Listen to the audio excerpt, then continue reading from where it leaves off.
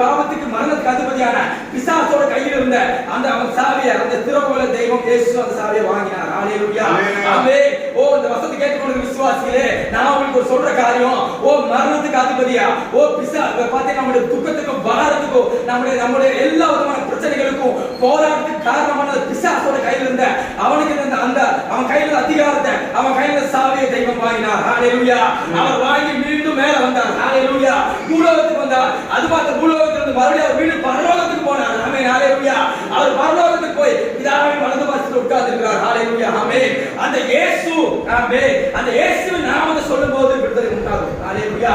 அந்த இயேசு, ஹல்லேலூயா, இந்த இயேசுங்கிற பேர் சொல்லும்போது பிசாசு பயந்து ஓடும். ஆமென். ஹல்லேலூயா. அந்த இயேசுங்கிற பேருக்கு வல்லமை எப்படி வந்தது? அவர் கஷ்டமா ஜீவிதத்தை வல்லமை பெற்றுக்கொண்டார். ஹல்லேலூயா. ஆமென். அவர் இன்றும் உயிரோடு இருக்கிறார். ஹல்லேலூயா. அவர் இன்றும் பேசுகிறார். அவர் இன்றும் விடுதலை தருகிறார். அவர் இன்றும் அற்புதம் செய்கிறார். ஆமென். நான் உங்களுக்கு சொல்ற ஒரு காரியம், நீங்க ஜீவிக்கிற காலத்துல